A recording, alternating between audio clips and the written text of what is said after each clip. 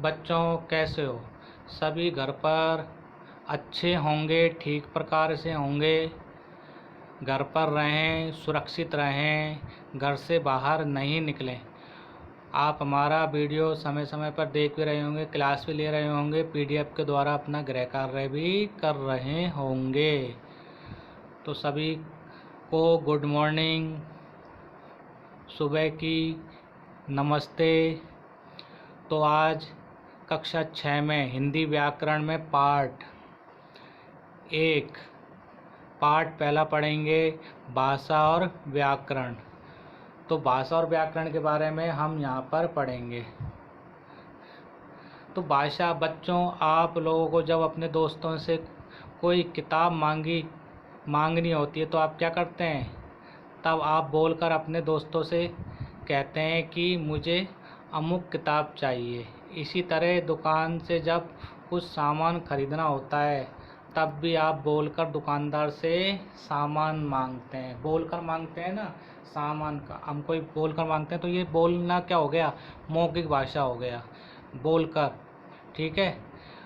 अब जैसे दुकानदार सुन लेता है तो ये मौखिक भाषा हो जाती है।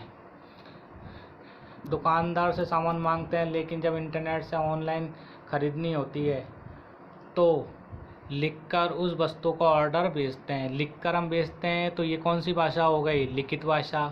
कहने का तात्पर्य यही है, जब भी हम अपने मन की बात किसी दूसरे व्यक्ति तक पहुंचानी होती है तो हम या तो बोलकर या लिखकर अपनी बात दूसरों तक पहुंचाते हैं। अर्थात अपने मन की बात या अपने विचारों तक पहुंचाने के लिए हम किसी न किसी भाषा का सहारा लेते हैं।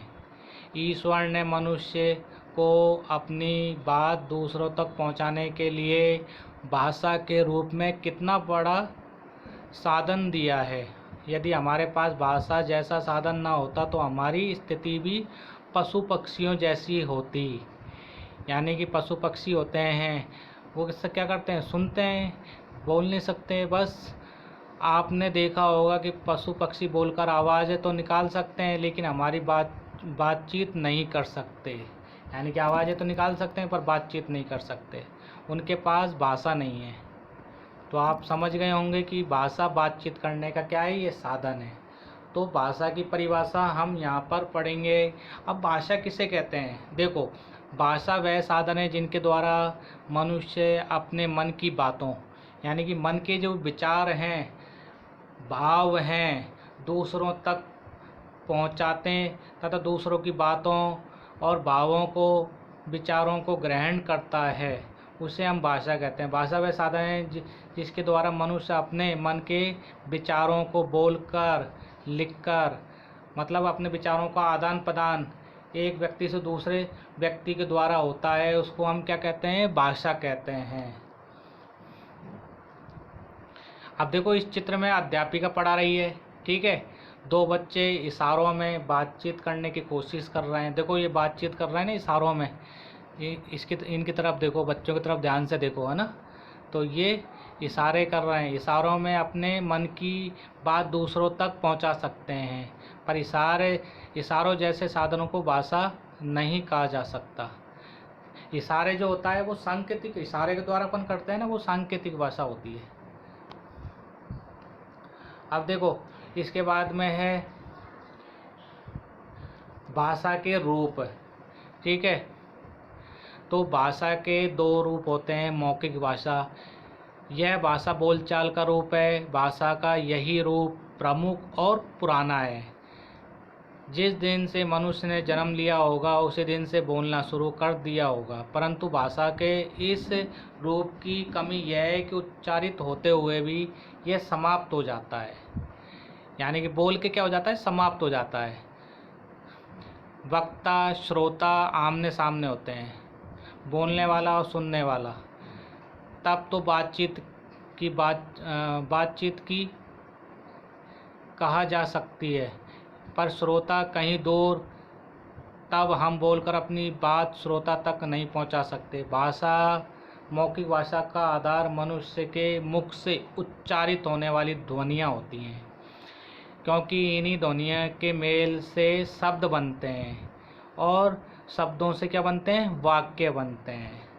भाषा वह साधन है जो अपने मन के विचारों को बोलकर दूसरों के सामने हम प्रकट करते हैं, उसको हम मौखिक भाषा कहते हैं। अब देखो लिखित भाषा दूसरा, भाषा का लिखित रूप विकास तब हुआ जब मनुष्य ने सोचा होगा कि अपने मन की बात दूर बैठे व्यक्ति या आगे आने वाली पीढ़ी के लोगों तक पहुंचा सके। इस कार्य के लिए मौखिक भाषा की ध्वनियों के लिए तरह तरह की आकृति हमारे लिखित चिन्ह बनाए गए होंगे। उच्चारित ध्वनियों के लिए विकसित ये लिखित चिन्ह ही क्या कहलाते हैं, लिपि चिन्ह या वर्ण कहे जा सकते हैं। अब देखो भाषा, लिखित भाषा हम किसे कहते हैं, भाषा वह साधन है जो अपने विचारों को लिखकर दूसरों के सामने प्रकट करते हैं, उसे हम लिखित भाषा कहते हैं। अब देखो, अब इसके बाद है व्याकरण किसे कहते हैं। जब कोई व्यक्ति किसी भाषा को सीखता है तो अनेक प्रकार की गलतियाँ होती हैं।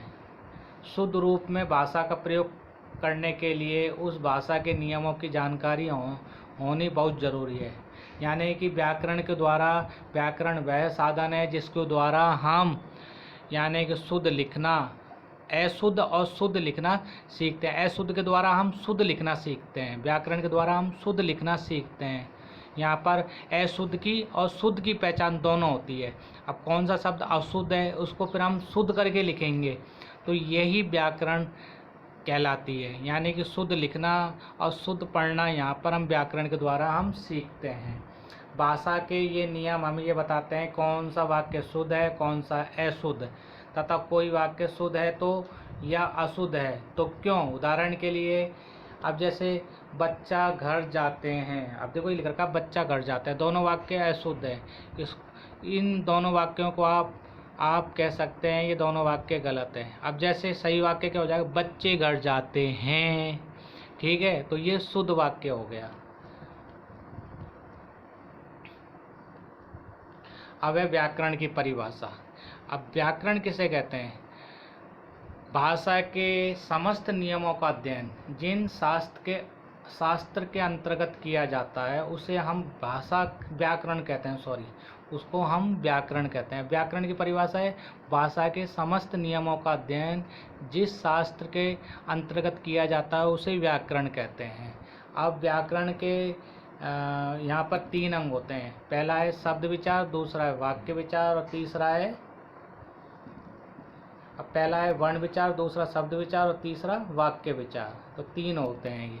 अब देखो हमने इसमें क्या सीखा, भाषा वह साधन है जिसके द्वारा मनुष्य मन की बात दूसरों तक पहुंचाता है। यानी कि हम अपनी मन की जो बात है दूसरों तक पहुंचाते हैं उसको, और दूसरों की जो मन की बात को हम ग्रहण करते हैं उसको हम भाषा कहते हैं। भाषा के 2 रूप होते हैं, मौखिक भाषा और लिखित भाषा।